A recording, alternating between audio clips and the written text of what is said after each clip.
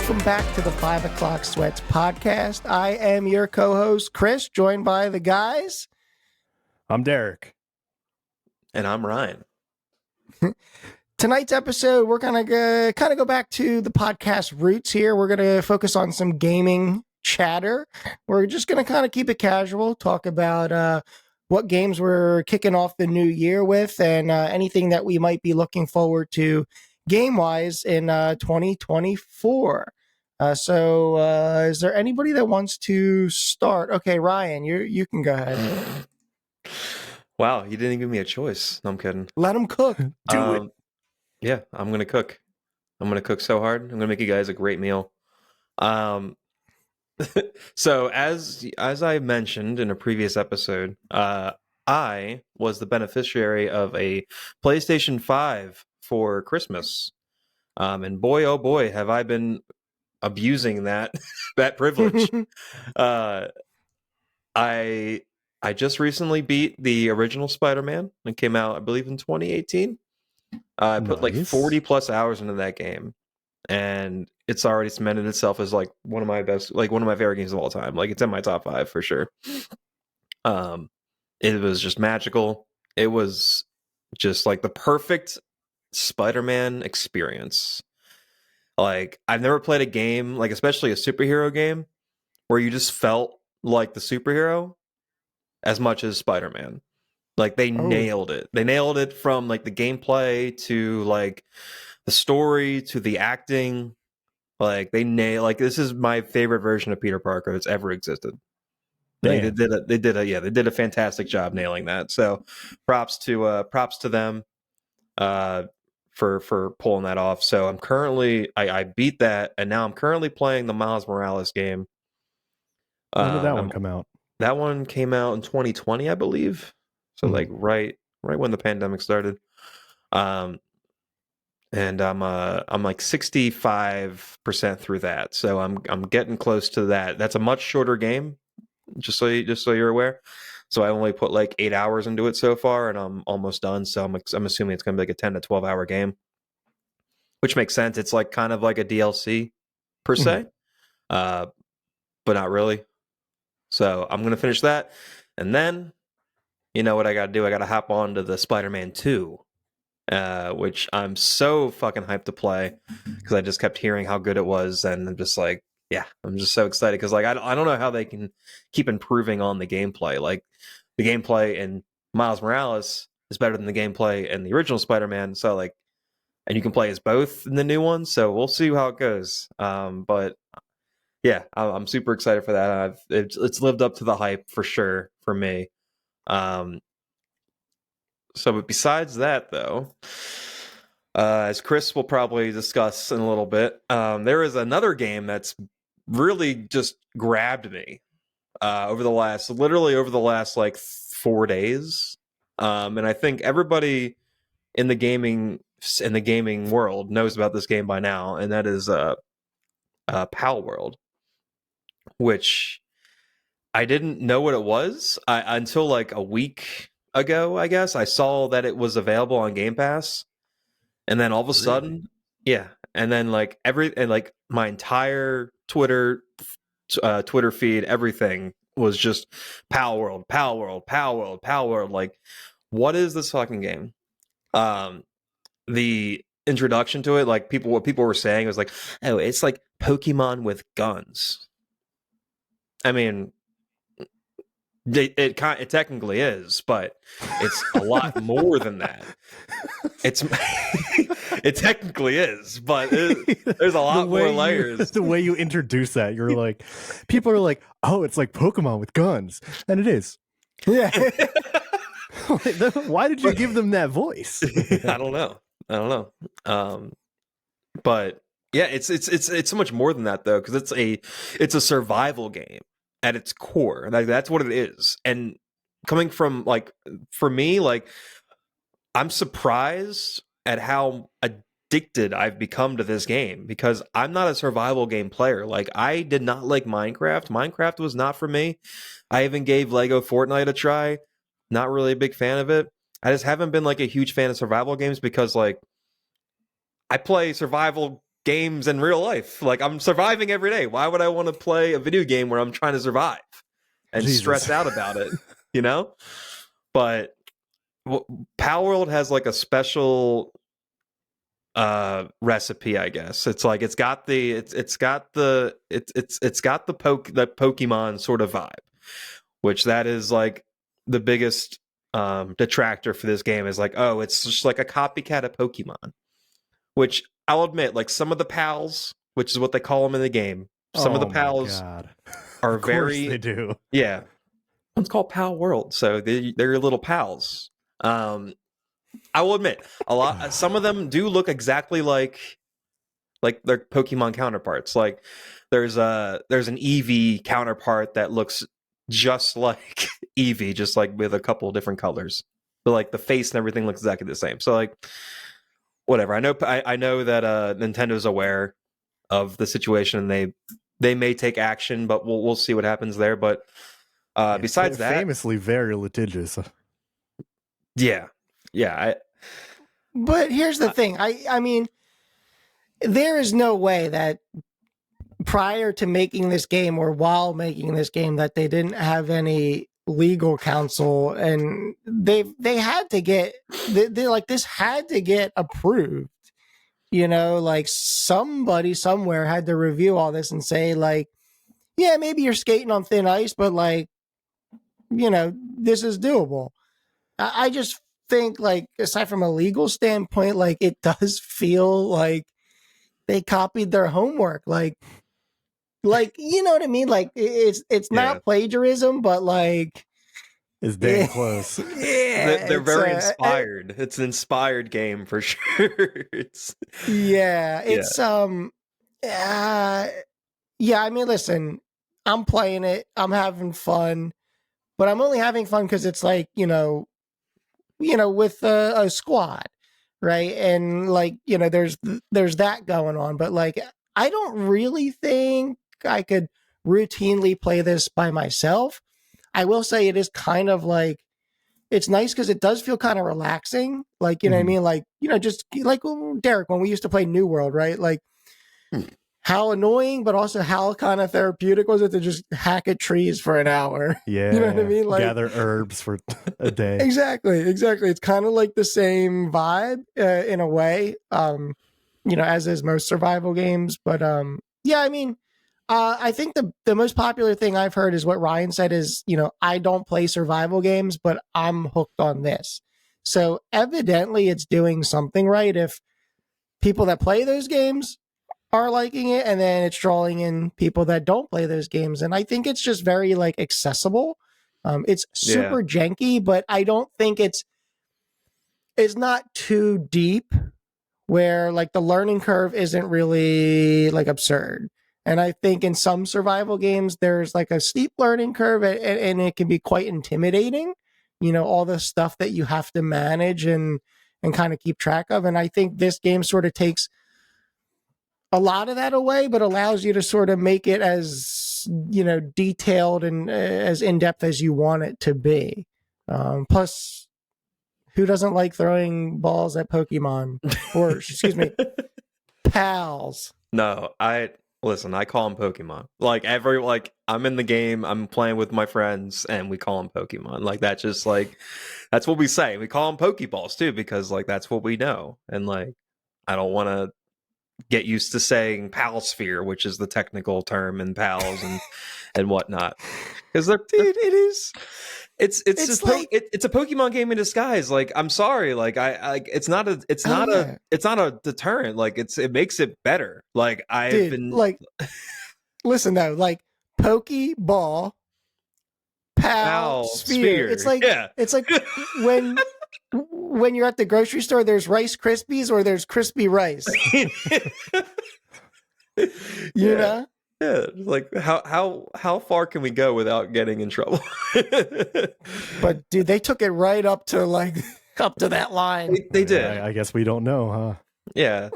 And we'll see what happens with Nintendo if they want to like actually pursue legal action. Like they have a case to like per se. But we'll see.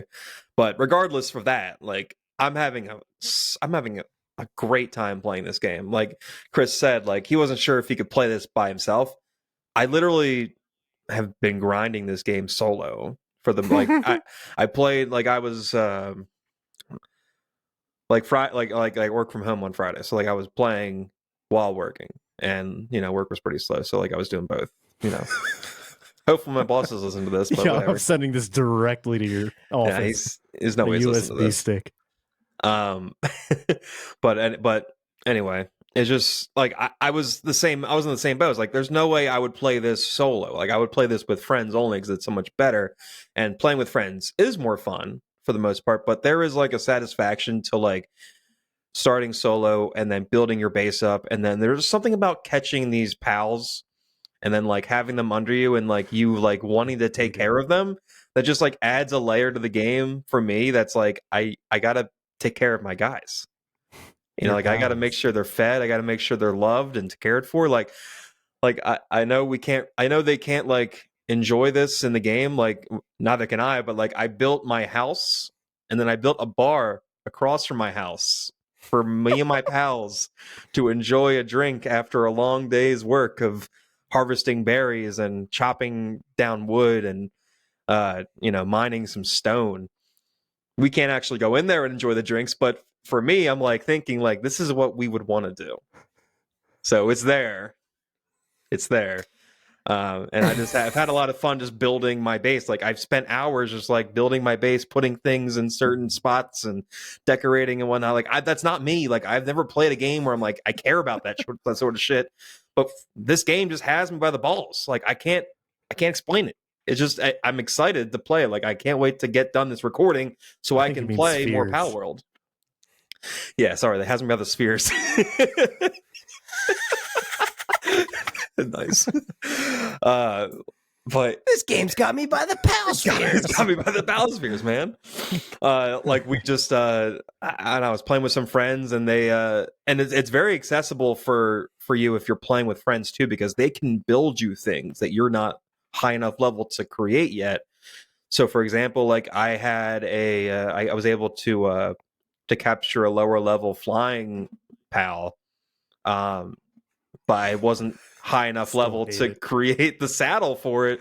You can create saddles for your pals to ride them around, like whether they're on ground or or in the air.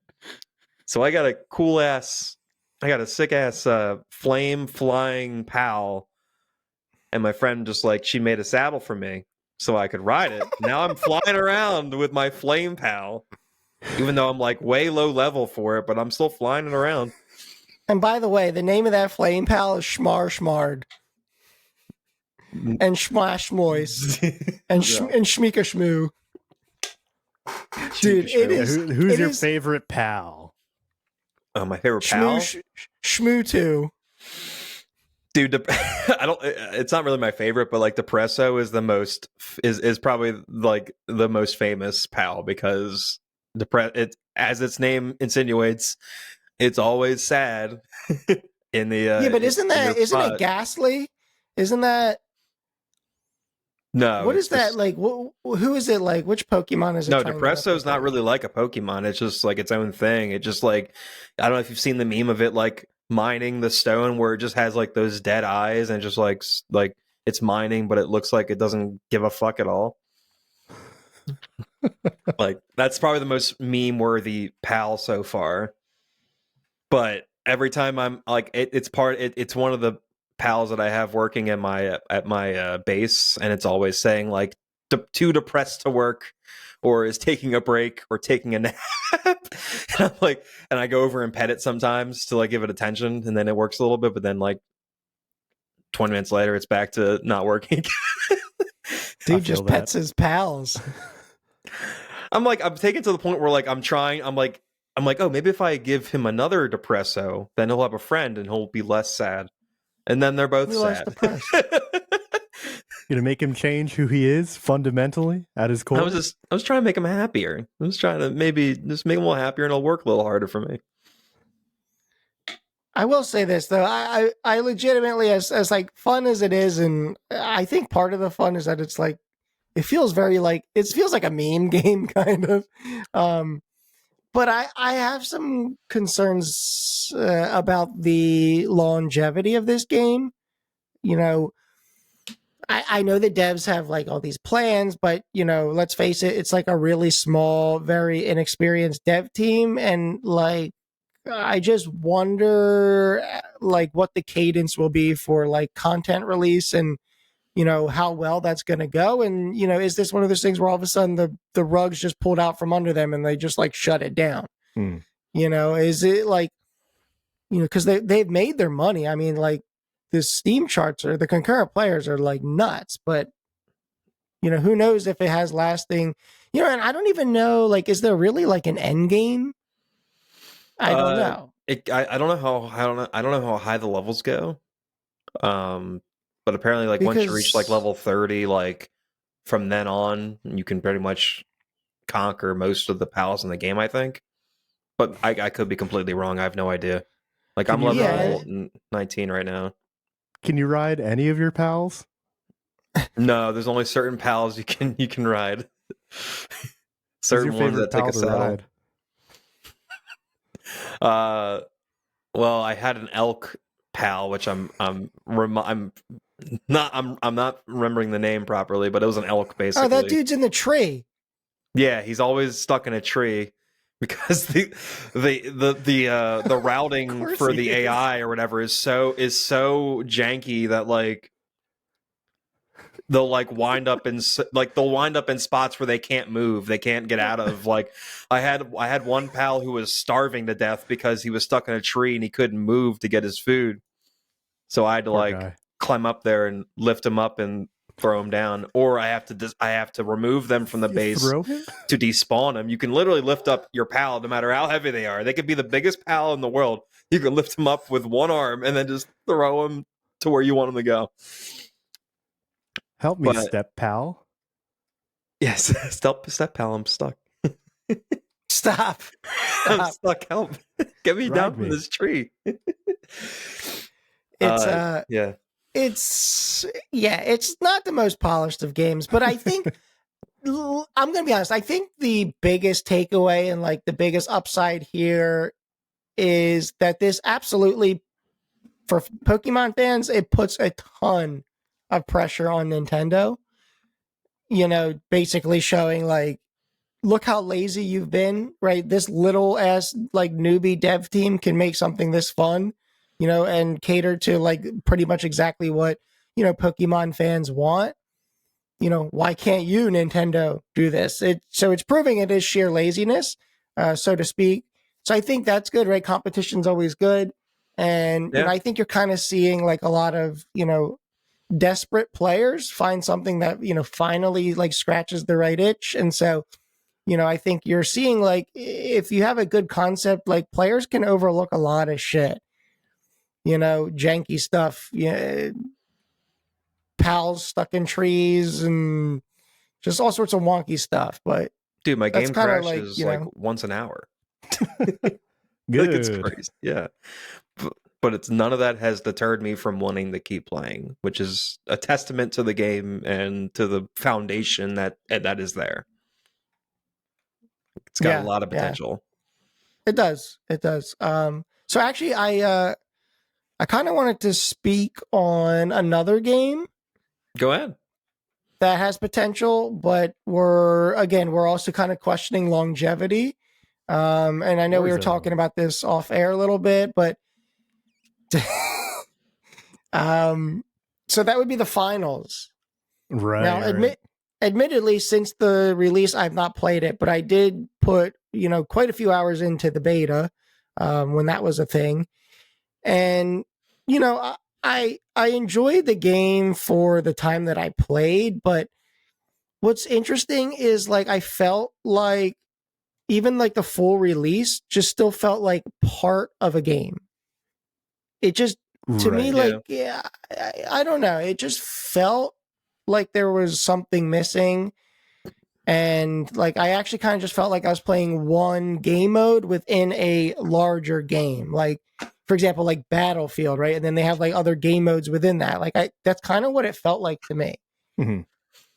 Yeah, I think they have like two. They have like two modes. Maybe they have the traditional like cash mode out where you thing, cash out right? mode, and they have another mode which I'm not entirely sure what that entails, but I think it's just those two.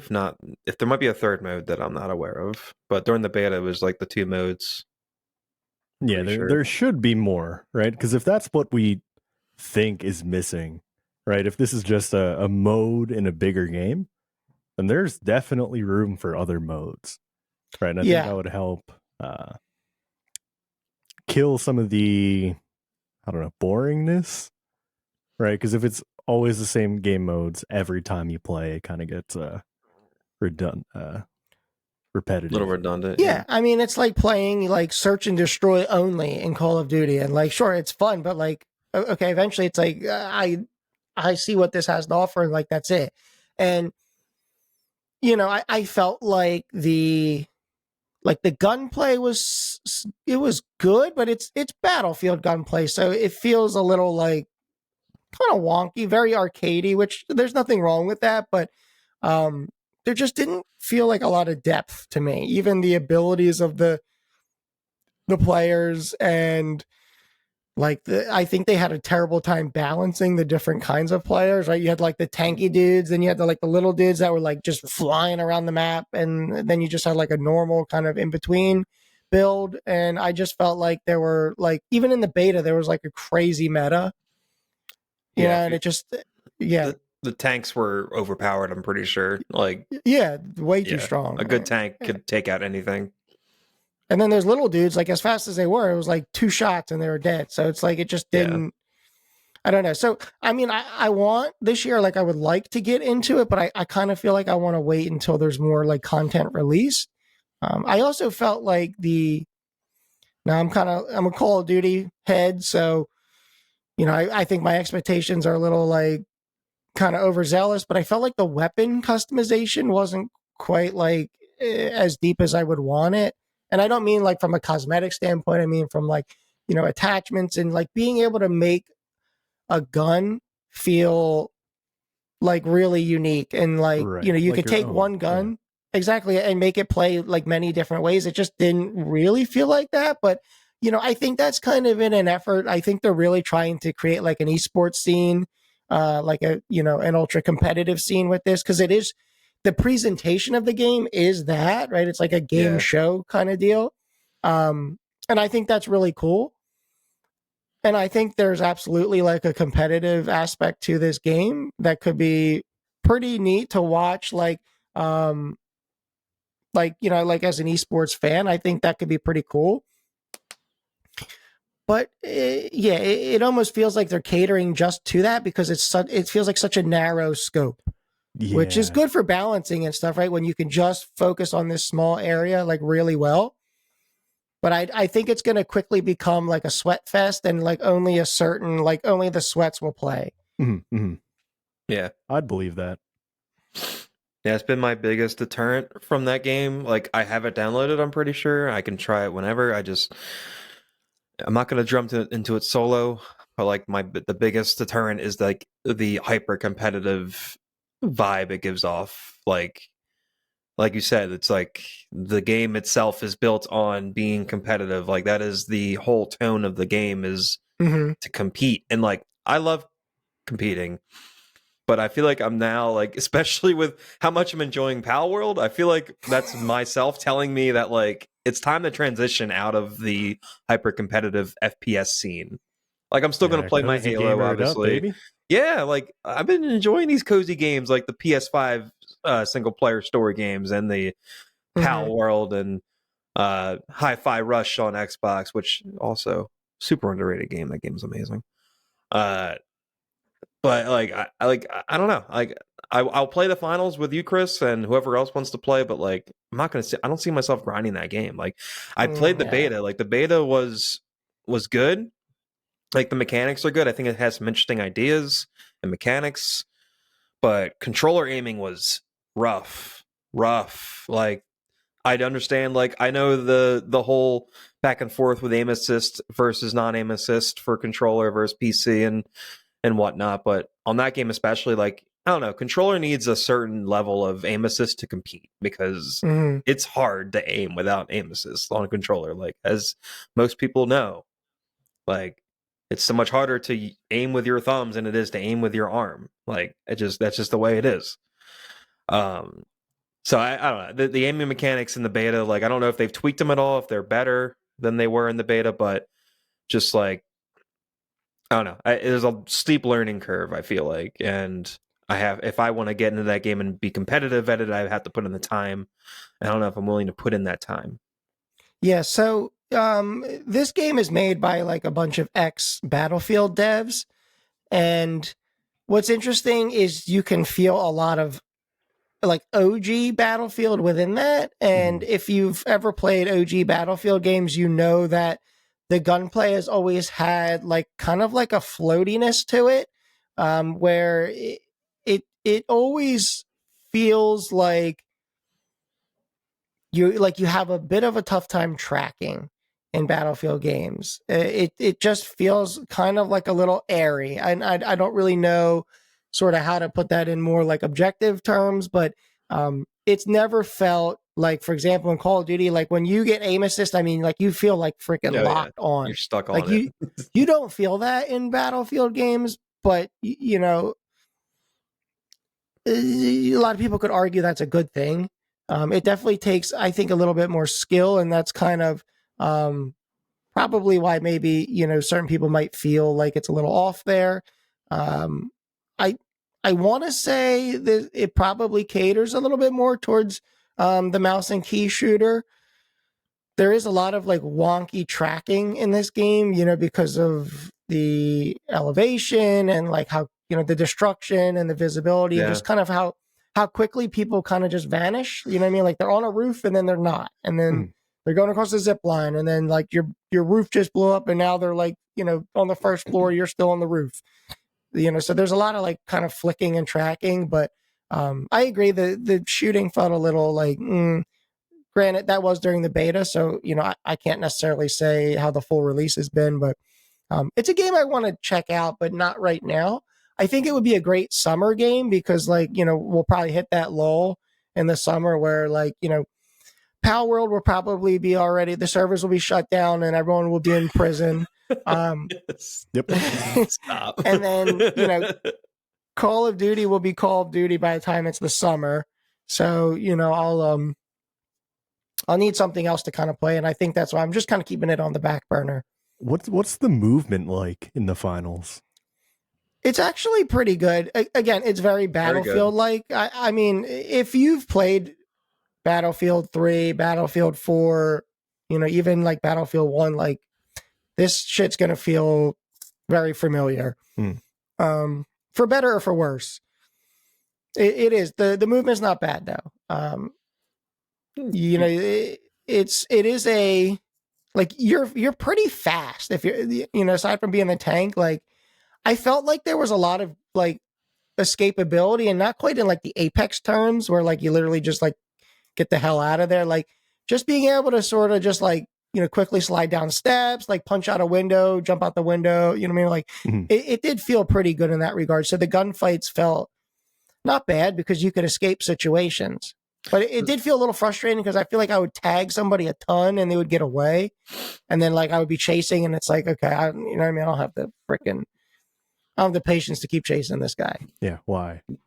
Yeah, it's a frustrating game in the sense that the time to kill is pretty long, especially if you're playing. I mean, depends on the character because you have the small, medium, large character. Small is obviously less health. So if you're trying to shoot a medium player, like the movement is pretty solid still at that point, and they can get out. Like I do appreciate the freedom of movement in that game. Like you can get vertical, you can go down like really easily. They have jump pads in the game that you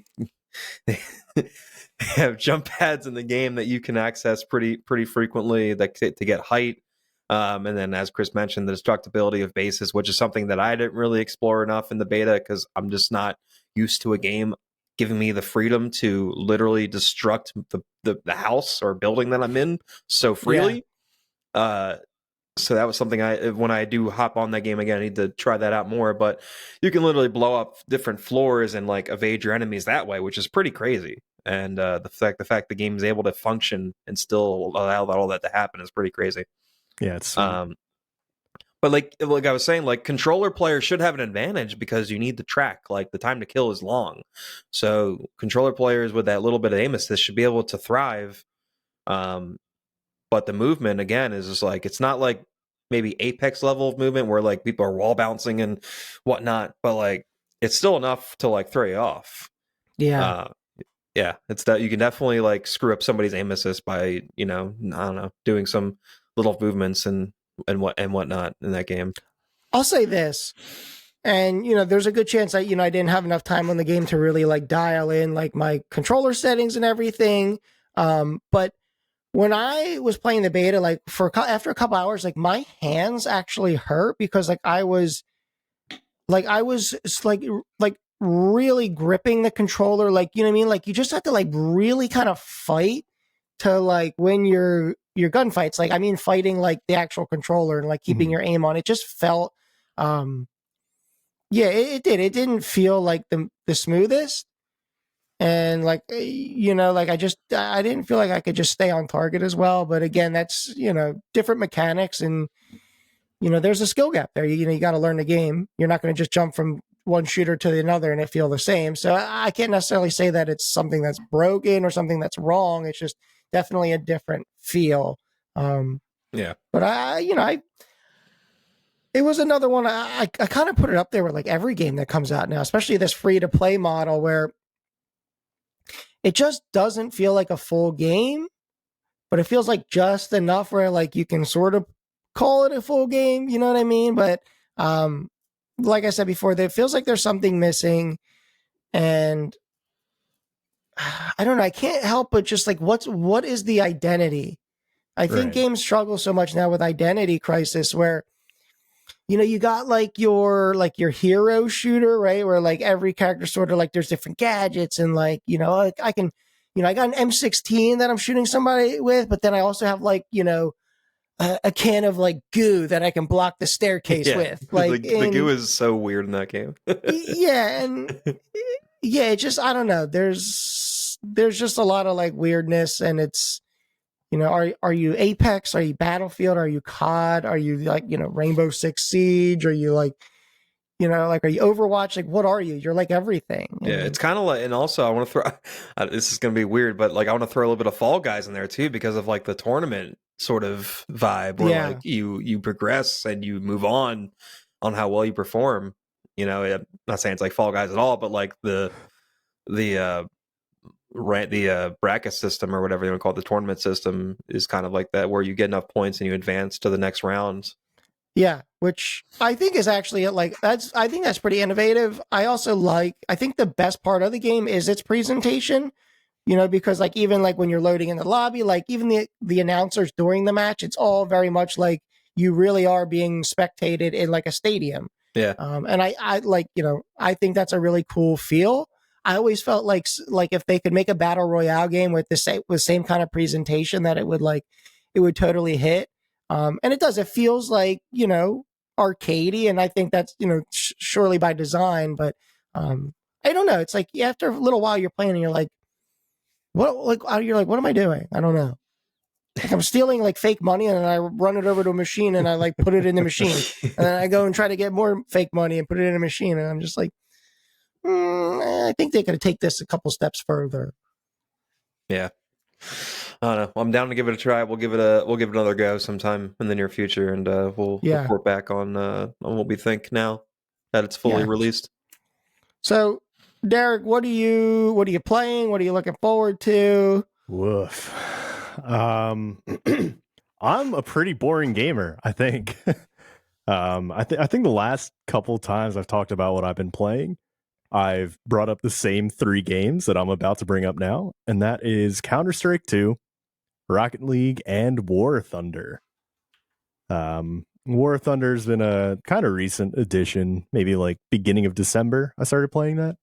Just a bunch of plain dog fights, which super fun. The parts about it that are not super fun is trying to upgrade all my planes and try to get up to the level where my friends are, because they started months before I did. So it's me routinely in like a fucking like Wright brothers biplane getting shot down by like World War II fighters is not it's not going good for me. But I am having fun. I've been playing a lot of Counter-Strike lately. Again, my friend from PA, my friend from Ohio, the three of us queue up together there. We are currently sitting around like 13K as our elo, which seems about right for us. We're trying to push up to 15. Every 5,000, there's basically like a new rank color, basically. And the highest we've ever gotten is 1,400 or 14,000. So I think we're just about leveling off around here somewhere. But I've recently had like a resurgence in my performance in this game, just completely based on the fact that I changed my sensitivity. I for years I've played with the same sensitivity, and I don't know, maybe 4 days ago I changed it to like 70% of what it was, so it's just slower. And I have been doing just absolutely out of my gourd well in that game. I feel like that's a game that rewards us a lower sense, but like obviously like flicking for sniping, but I mean because you're holding angles and like then you have to be like really pretty tight with the recoil control, right? But I guess it's kind of like that balance. That's interesting though. Like, what made you decide to do that? Were you like over aiming, or like what were you doing? Yeah, so normally what I try to do, I think I brought this up in one of our like really early episodes, but what I try to do is one swipe of my mouse across my mouse pad should be roughly 180 degrees. Yeah. Right. So my guy should turn 180 degrees if I swipe. And for a while, that was, a specific sensitivity. I played on 1.0. And I decided to hop into just like a bot match while I was waiting for the other two to get on. And I realized that I was just overshooting people. Like if I tried to flick to the right, I'd end up a little bit, too far past them. So arbitrarily just picked 0.7, and it's been going good for me. That's good. And I feel like I struggle with that in games too, like whether I'm on mouse or controller, is because it's like a fine line. Like you want to make a change based on kind of what's going on, but at some point too, you also need to give yourself time to like actually just make adjustments yourself, like mechanically. Right. And so like I find, obviously if you keep changing and screwing with sensitivity settings, it's like, you don't know what's working and what's not because you're not giving anything enough time. So it's definitely, I actually get kind of like when I'm starting like a new game, like I get like anxiety about that.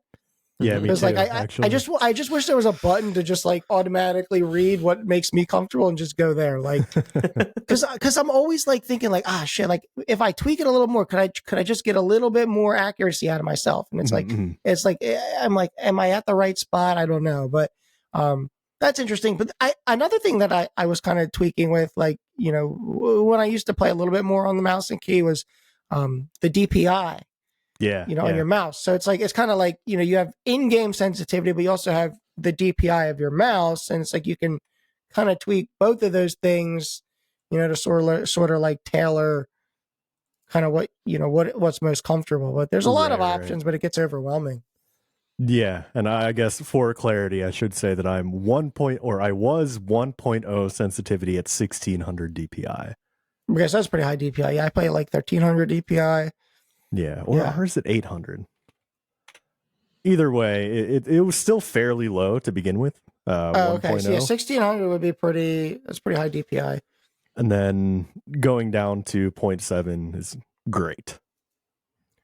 So you're just going to stick there and just keep getting your reps? Yeah, for now. I think I'm at the point in this game where if I make a change to like something small like that, I don't think it affects the rest of my game. So I think I can reliably say that stuff is remaining untouched. Right. I'm still positioning myself where I'm going to put myself. I'm still throwing the utility that I'm going to throw. Yeah. Yeah.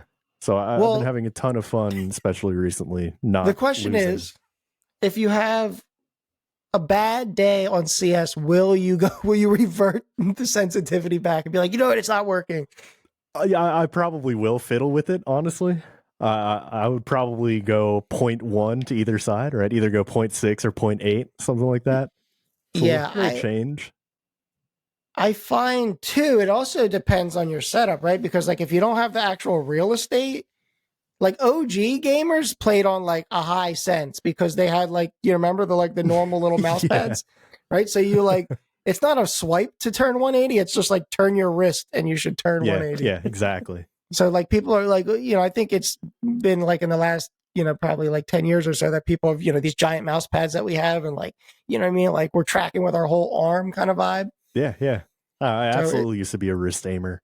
Yeah. And I finally saw the light a couple of years ago. So it's very inconsistent. It's horribly inconsistent. I mean, you're talking about fine motor movements versus gross motor movements with your whole arm. So obviously the gross motor movements are more controlled. Mm-hmm. So yeah, I could have a discussion all day about mouse and keyboard aim versus like controller aim, kind of like what Ryan was saying with the finals. But that's cool. I could never, like, I've always been a very like good at shooting games, an accurate shooter in shooting games, but I've never really been able to master like the Valorant CS aim because it's not really like an ADS. Yeah.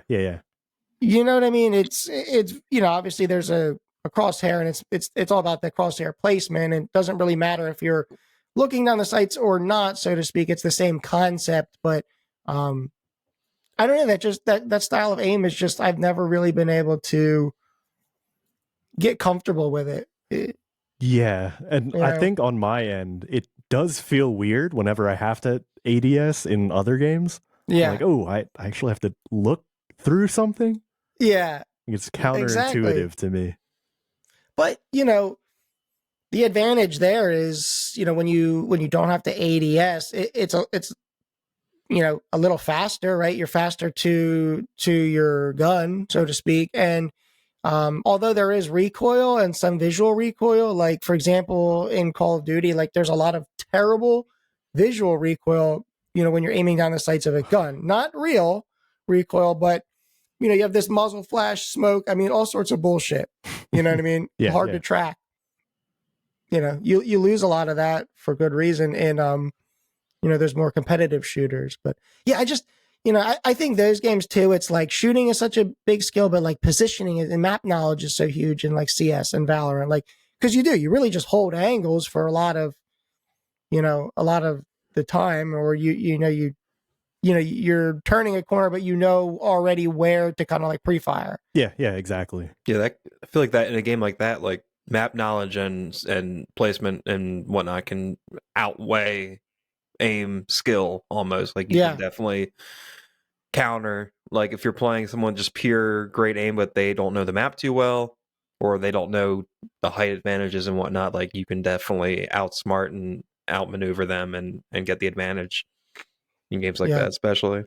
Call outs too. I think map knowledge is important, not only offensively but like to be making call outs. Communication. I mean, I don't know, like I said, I don't know CS or Valorant very well, but I would imagine most people have mics. Am I wrong? Like, is there a lot of like, if you're lucky, most people do, but again, we queue up 3 of us, so we'll get 2 other people, and sometimes 50-50 whether or not they have mics, or if they're just unbelievably toxic. Yeah, well, I know every game has the high level of toxicity, but I know those games can get a little wonky. But people don't like using their mics anymore. They really don't, and for good reason. Like, honestly, social anxiety, and to be honest, it's like I don't blame anybody who doesn't use their mic. Like most people are just toxic. I mean, listen, I've met some really funny strangers in video games, but more often than not, it's just some asshole. Yep. Yeah. Definitely. I mean, listen, I'm not bagging on people that play games solo. I play a lot of games solo at times, but you know, if you're solo queuing with a mic, there's like a pretty good reason why you're solo queuing. You know, you're probably not good, and also you're probably kind of a dick. Nah, that's not a true. great point. Or your friends just don't play that game. You know? Yeah, why won't they play that game? Because you're a dick.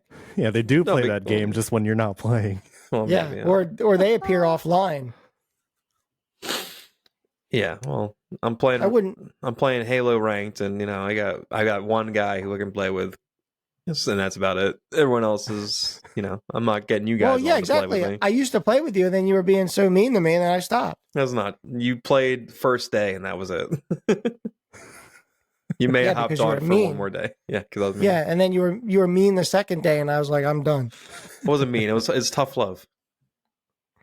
But yeah, I mean, I think, to be honest, I kind of think all gamers are sort of trying to skip 2024 and go right to 2025 for GTA. Yes, please. It's I on want the that. I horizon. want that so bad. Yeah. I don't want to put this into the universe, but to me, there's just like no way that game comes out in 2025. I don't know. Yeah. Why not? I mean, it's still so far away, but you look at the track record and you look at the expectations and you look at, you know, the other games that have come out recently that have had high expectations. Like, I don't know. I'll will believe it say when I this. see it. If Yeah, there's well, yeah. any studio that I think can not only live up to the crazy expectations, but probably exceed them, it's Rockstar. Yeah, it's fair. I mean, you know, like God, I mean, have they ever made a bad game? Yeah, I don't want to put it out there, but there's no way GTA 6 fails. Like, Okay, no. Well, it won't fail. I mean, just the question is like, well, you know, will it come out in our lifetime, and how much will it innovate? I think it comes out next. I think it comes out next year. I think it does come out next year. Trailer looked rock solid.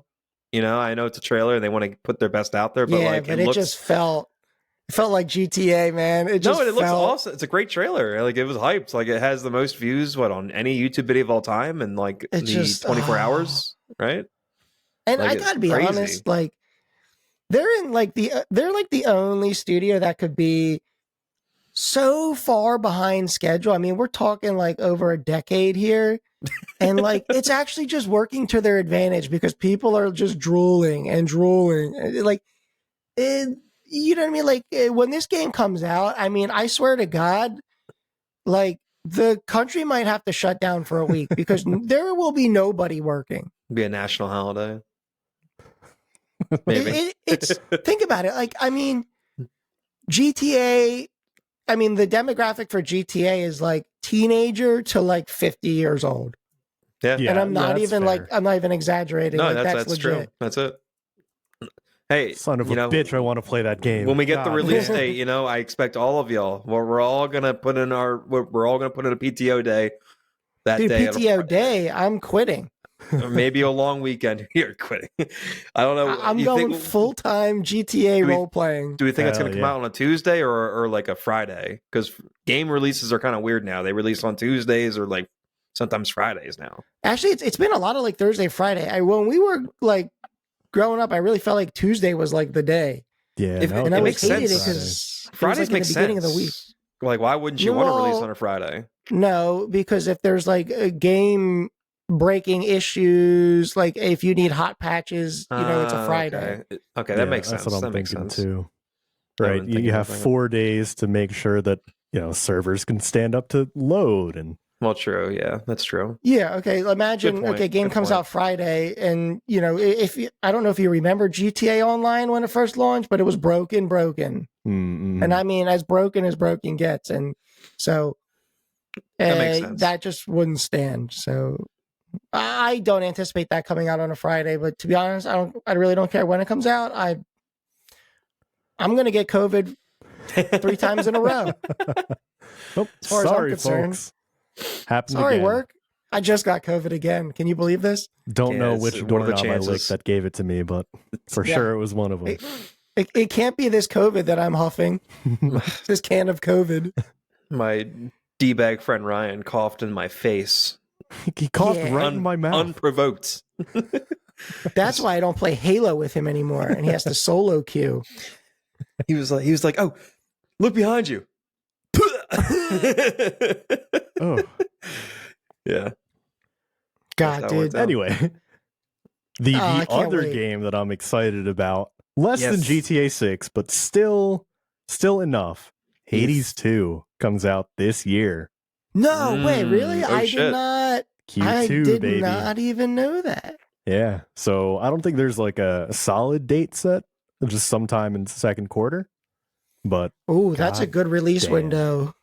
I want to play that so bad. I still have to like actually make progress in Hades 1. Like I played it for a good amount of hours, but I'm so trash. I might go back and start playing that again. It's one of those Especially ones once where 2 gets closer. like it's like walking on a like what is that called? The trapeze or whatever the wire is. Like yeah. I'm going good. So I'm like, I fuck it, I'm gonna start going faster. And then I just screw myself. I get too careless or Yeah. reckless.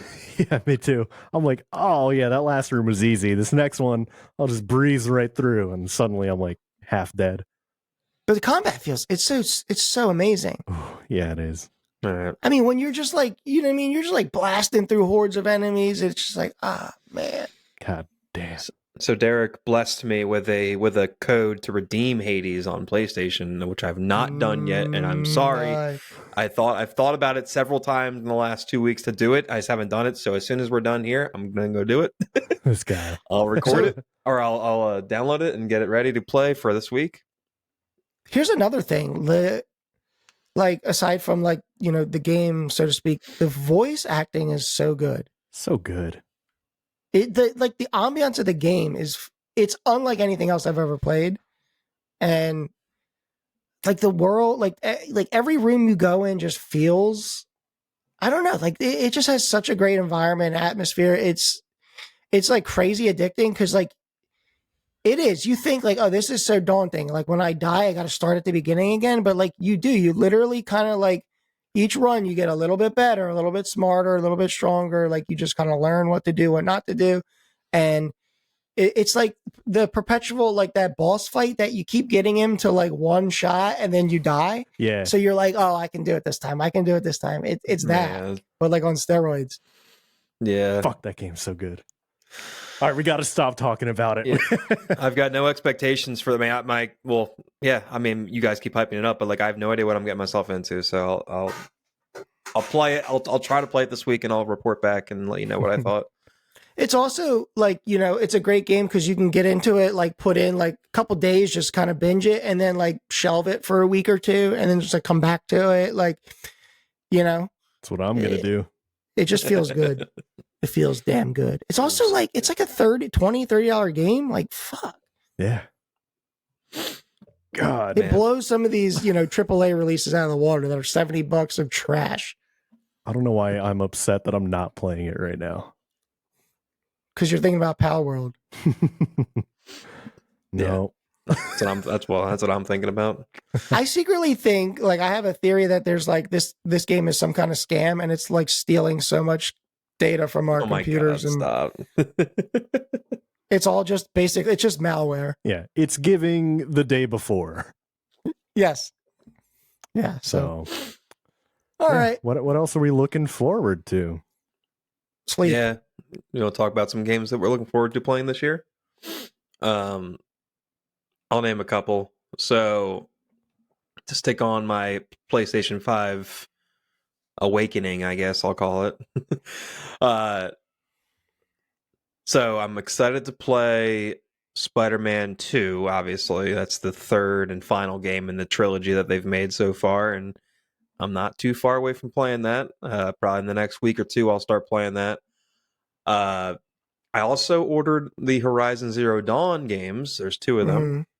I've not started playing those yet. I'm excited to play those. And then Derick was kind enough to lend me his disc copy of Ghosts of Tsushima. Yes. Which I have actually watched a playthrough before, and it looks incredible. That was a couple years ago. And I'm very excited to try it on my own and see what I think. So I got my PlayStation 5 games covered for the next few months. So, we'll see how long it takes me to beat all those games. It'll probably take me it might take me until the summer, maybe later. We'll see. Don't kid yourself. It'll be like March. Well, no, Palworld.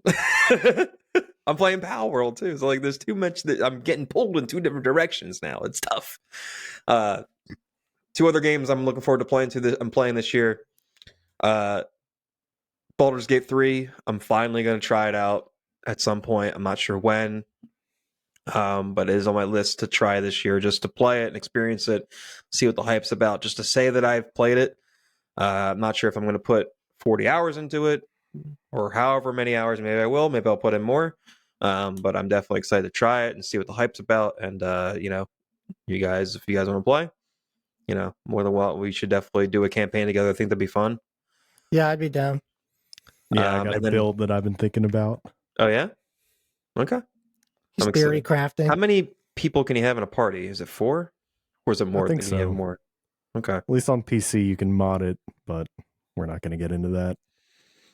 I might play that on PlayStation 5 instead. I don't know. It'll run better on PlayStation 5. But probably. Yeah. So you're not gonna play like The Last of Us hold on. or Uncharted? Well, I've already played Uncharted. I haven't played the 4th one, but I've played the first 3, which I loved. Those games are awesome. There's a ton of PlayStation games I definitely want to play. Like The Last of Us, I'm ashamed to say that I owned it at one point and I played like 10 minutes of it. I never finished it. And then my PlayStation 3, I don't know what happened to it. It got sold or something. I don't know. But like it's no longer in existence. So, and my copy of Last of Us, I don't know where it's at. I have no idea. I looked at home and it's not at home. Yeah, but it's remastered. I know it's remastered. I will get around to playing it. I will.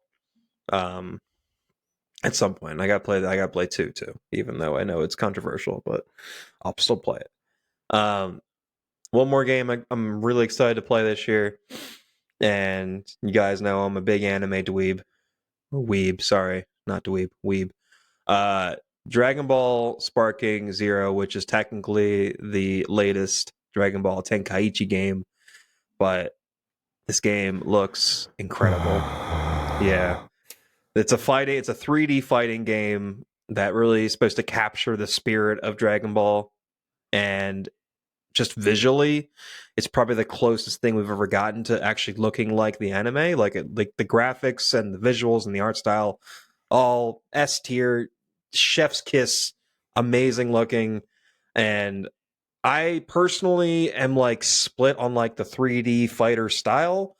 Like I kind of prefer like the 2D like Budokai style fighting game, but I enjoyed the Tenkaichi 3D fighter games, and I feel like it's more Dragon Ball because the scale is larger and you actually feel like you're flying around, destroying the environment and whatnot, and getting into like these big epic battles, but the fighting itself is kind of janky, at least in past games. Now, I sent Derick the trailer, actually the latest trailer, and it looks so good. Like it looks fantastic, and I'm so excited to play it. And hopefully, it erases any concern I have for like the 3D fighter style.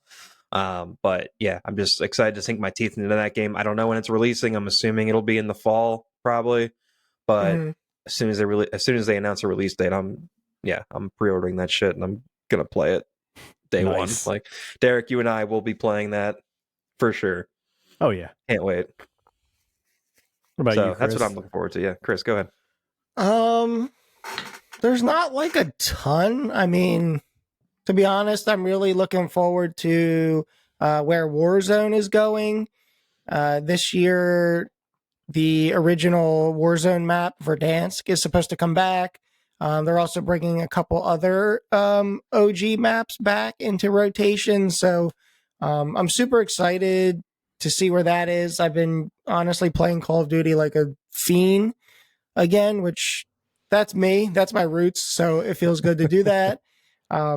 Yeah, I'm going to kind of see where Palworld takes me.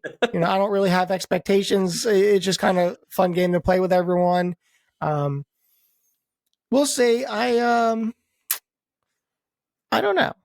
I want to kind of take like the summer to like hit some games that like sort of like backlog games, like Steam games that I'm like I didn't buy, but like I've wanted, but it's just like, you know what I mean? Like didn't really have time. Like Baldur's Gate 3. Maybe. Baldur's Gate 3, the what is it? Is it The Forest? The sequel, Sons of the Forest, yeah, because I played a little bit of the first one, but I would like to play the sequel.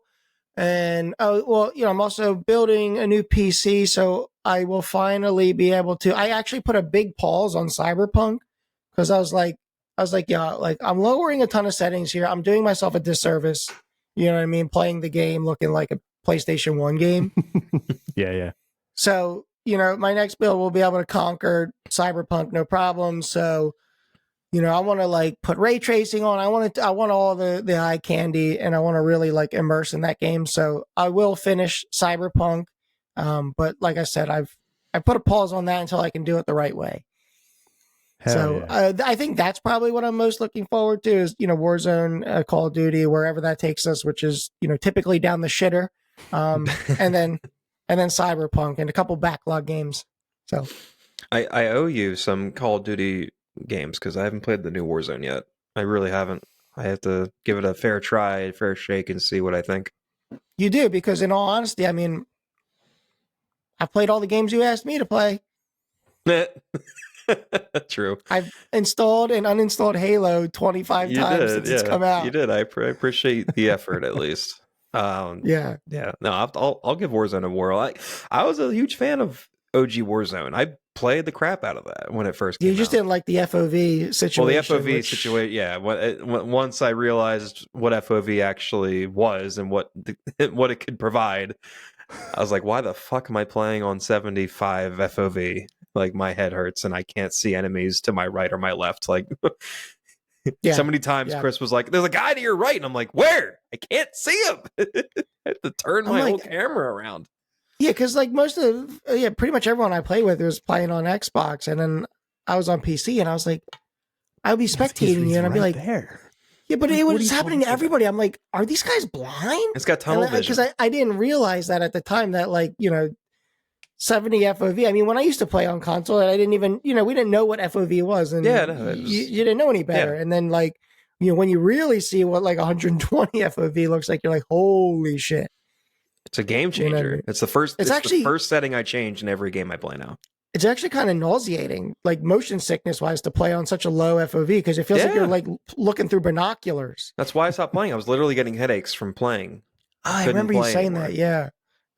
Even in Palworld, I messed with my FOV in Palworld. Even I made it like 90.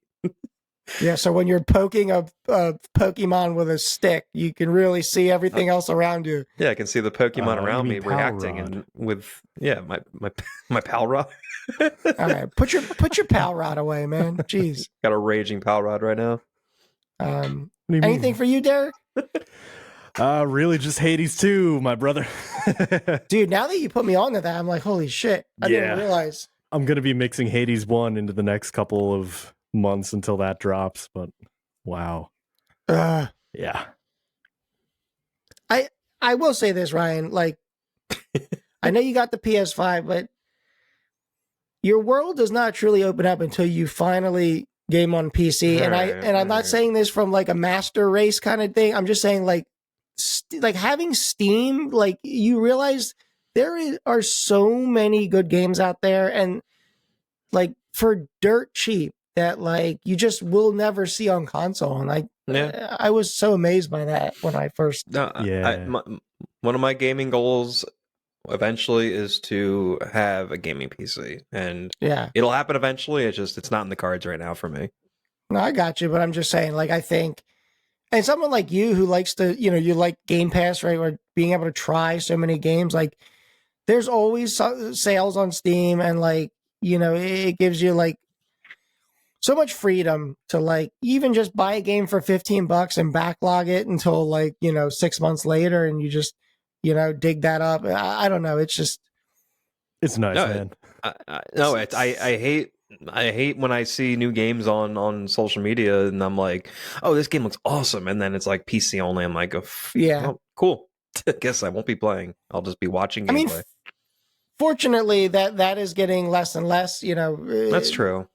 That's true. Developers are including all systems for the most part now. But yeah, there's a lot of like really quality niche indie games that you won't see on an Xbox, or PlayStation. But yeah, so maybe Derick and I will chip in. We'll give you some spare parts to build one. And yeah, we for sure have them. I could put together. Yeah, that'd be fun. All right, I do have one final question for the both of you. So in Palworld, when you're trying to find specific pals, are they like in specific places? Like you can only find this one in dry places, like this one near the water? Kind of, but not really. Really?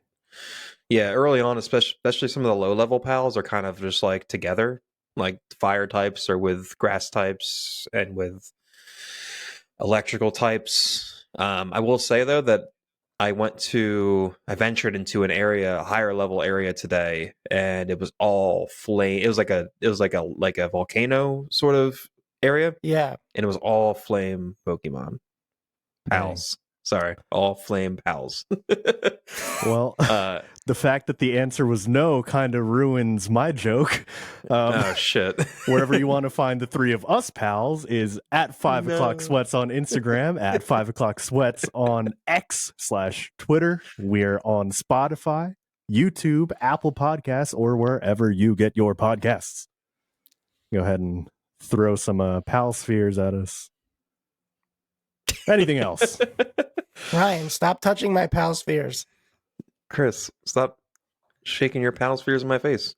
Listen, hands off my blue pal spheres. Listen, you're giving me... I need to craft more blue balls, okay? So I need you to give me more blue balls so I can... All right. You mean Azure spheres.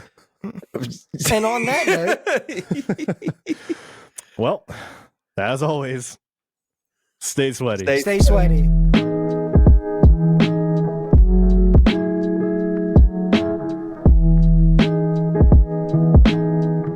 Palworld just sounds... Dude, it's literally crispy rice. You got to put a saddle on your pal and ride him. I'm like, oh boy. Gotta ride him Dude, hard. It's like crispy rice cereal. I'm not even kidding. It's it is like the lamest name, and it's such a fuck you. But damn. It's fun.